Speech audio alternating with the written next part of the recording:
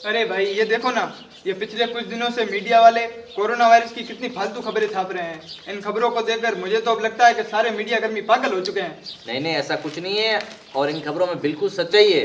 Media के साथ ही अपन लोगों को कोरोना से बचाने के लिए जागरूक करने का बेहतरीन कार्य कर रहे हैं। क्या भाई तुम भी इनकी बातों में आ गए?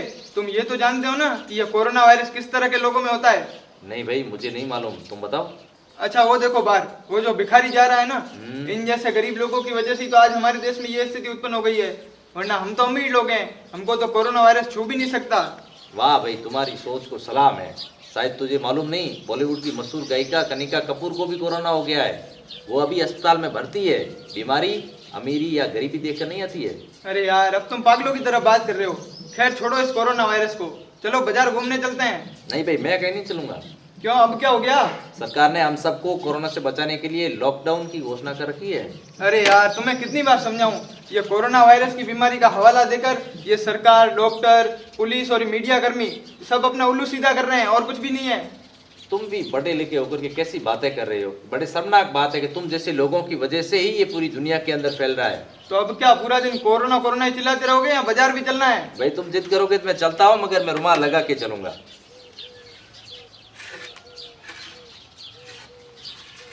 हाँ अब वास्तव में लग रहे हो ना कोरोना वायरस के मरीज।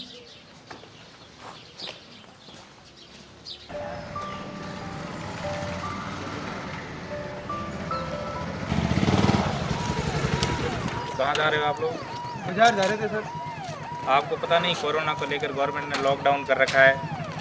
पर सर हमें ये कोरोना वोरोना कुछ नहीं होने वाला। हमारी मानो तो आप घर में रहो, इसी में आपकी सुरक्षा है और इसी में आपका बचाव है। ये सब आपके लिए कर रहे हैं। भाई मुझे तो लगता है कि ये पुलिस वाले खुद ही पागल है। खुद तो पूरा दिन बाहर खड़े हैं और हमको घर पर रहने की सलाह दे रहे हैं। अरे इनको ये नहीं पता कि घर पर रहने से क्या कोरोना वायरस नहीं होगा क्या? अरे भाई, ये इनकी ड्यूटी है। हमारी सुरक्षा के लिए अपनी जान की परवाह किए बिना अपना फर्ज निभा रहे हैं।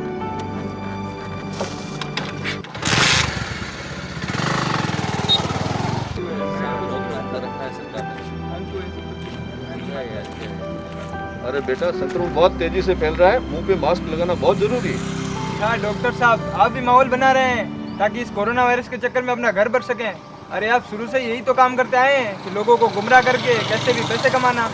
बीमारी बहुत भयानक है, ऐसे लोगों को समझाना बेकार। भाई कुछ तो समझा करो, ये लोग हमारी भलाई के लिए हमें बोल रहे हैं। अरे भाई मैं सब कुछ समझता हूँ, ये कुछ भी नहीं होता ऐसा वैसा। Novel coronavirus disease spread can be stopped. Always cover mouth with handkerchief or tissue. बंद है, खिला दो। हाँ दीदी। हेलो भैया, मुझे बहुत खांसी हो रही है, थकान के साथ साथ बहुत तेज बुखार भी है। आप जल्दी से घर आ जाओ। हाँ मैं बस घर पहुँचता हूँ हाथों हाथ। क्या हुआ भाई? भाई घर से सिस्टर का कॉल था, उनको खांसी जुकाम बुखार हो गया है। ओहो, तुम जल्दी करो, ऐसे करो, घर जाओ और सिस्टर को लेकर जल्दी से डॉक्टर के पास आ जाओ। ठीक है भाई।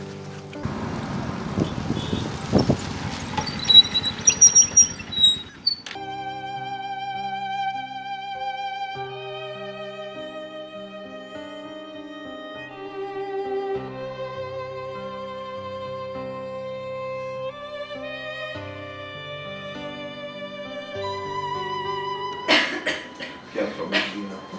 2 दिन से खांसी है, गले में दर्द है, सांस लेने में तकलीफ भी हो रही है, बुखार भी है।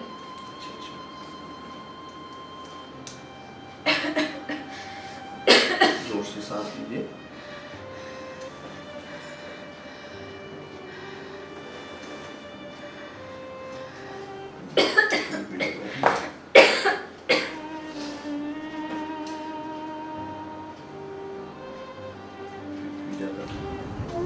देखिए, मरीज को देखने से लग रहा है कि इनमें कोरोना बीमारी के लक्षण हैं। प्लीज डॉक्टर साहब, आप मेरी बहन की जान बचा लीजिए। सुबह मैंने ना समझी मैं आपको कुछ गलत बोल दिया तो उसके लिए मुझे माफ कीजिए डॉक्टर। देखिए, बीमारी के बारे में सुझाव देना हमारा फर्ज है और सावधानी रखना बहुत जरूरी है और मास्क लगा के रखिए। और पेशेंट के लिए हम पूरी कोशिश करेंगे कि इनको पूरी तरह से ठीक करके ही भेजें।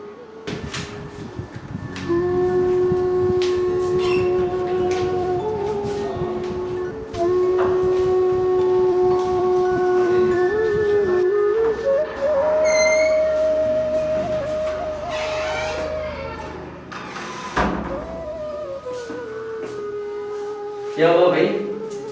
भाई डॉक्टर ने हमें कोरोना के लक्षण बताए हैं। तुम भाई सुबह से सभी को पागल बता रहे थे। यदि ये बीमारी इतनी भयानक नहीं होती तो सरकार इतने बेहतरीन प्रयास करते हुए लॉकडाउन जैसे फैसले क्यों लेती?